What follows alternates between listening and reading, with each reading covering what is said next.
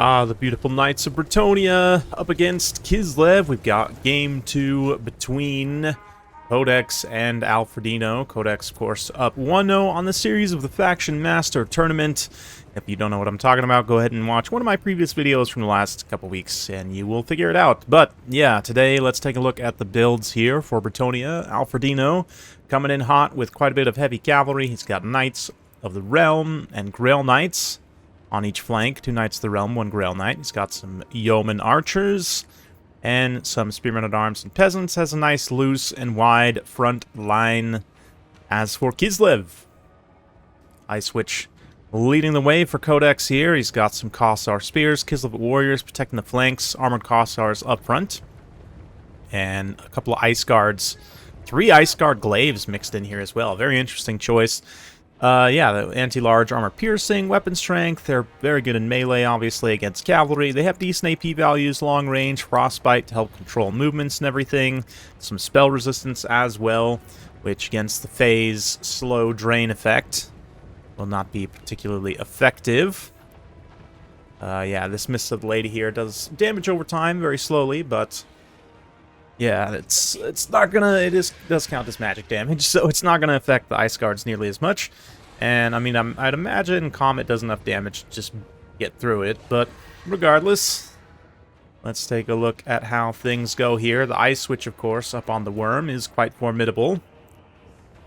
It's got just Blizzard, that beautiful AoE vortex, similar to something like Pit of Shades.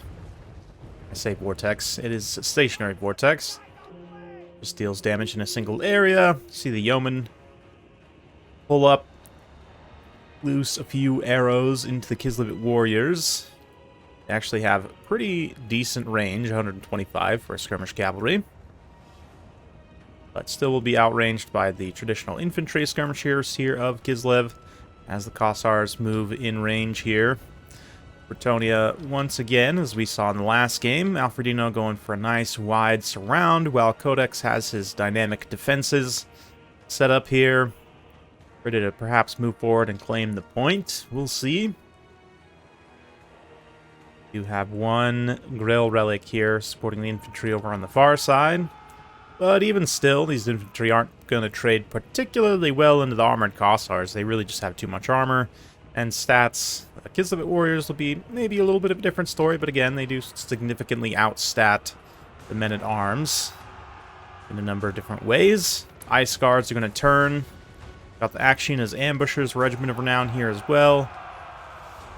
They're going to turn and try and find their targets here. As you can see the Grail Knights rounding the henge. They're going to get netted by the Pack Trap, and immediately the Ice Witch follows up with a just devastating Blizzard here directly on this unit of Grail Knights. Also captures some supporting infantry as well. They do manage to break the net, but not before they get all caught in that vortex for the most part.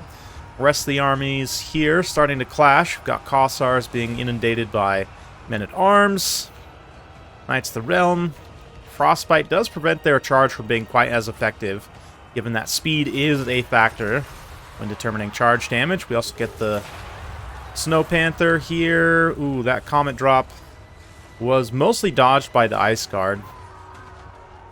Codex just hard pathing them out of the way there, but yeah, that Grail Knight has already taken very significant damage between the Blizzard and the Summon and the arrows and everything else. Yeah, this Grail Knight doesn't want to just phase charge some Halberd and Glaive troops. They're going to instead land a rear charge. And yeah, look at how limp that charge is, man, with that speed reduction for the Frostbite and everything else. Really surprising. I mean, they are going to do damage to the Kossars, but also getting shot pretty badly in the back here as well. Charge over into the Ice Guards, and yeah, again, the speed debuff, charge defense of the Ice Guards prevents them from getting completely clobbered and run over like elven infantry.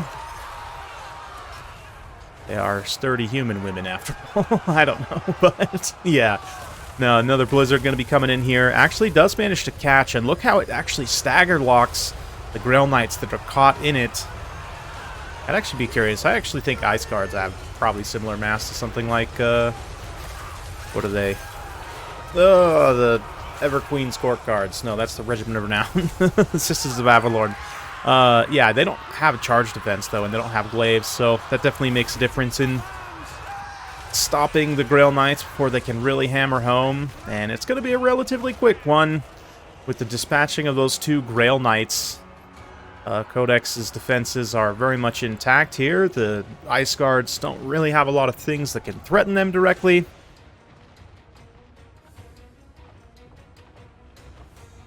So, not looking great for Bretonnia. You can see the Enchantress trying to make something happen here. Is going to get hit by something. She just miscasted pretty badly on a little Earthblood there on some Yeoman Archers.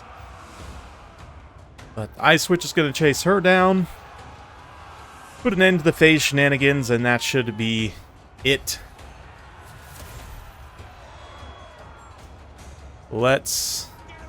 Yeah, that's it. Relatively quick one. Sometimes the games do go that way, but that does mean Codex takes a 2-0 sweep on the series. The first and only series I've shown or sweep, I should say, I've shown from this tournament so far. That is surprising to me. That's one of the reasons why I showed this, because, you know, Alfredino's a very good player, make no doubt about it.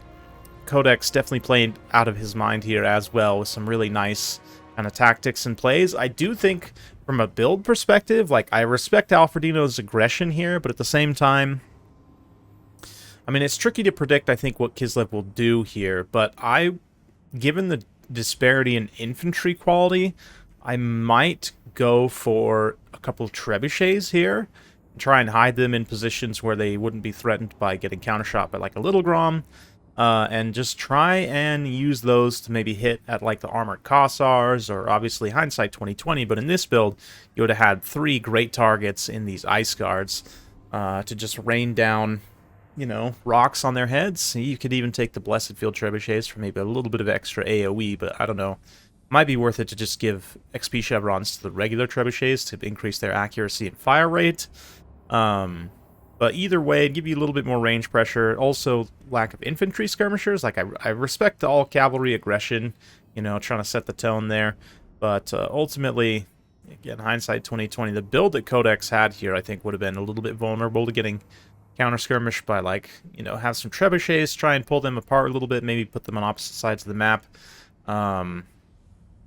Yeah, I mean, the Grail Knights, it's tough to protect against something like that. We see the Ice Witch with 24,000 damage dealt, 2,800 gold value.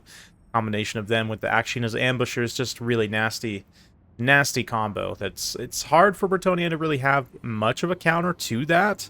So, maybe, yeah, it's hard for me to say. The Akshina's Ambushers also with stock means you have to kind of scout up close with something, and yeah, it's just a little bit tricky to make it happen consistently, but definitely an interesting game for sure.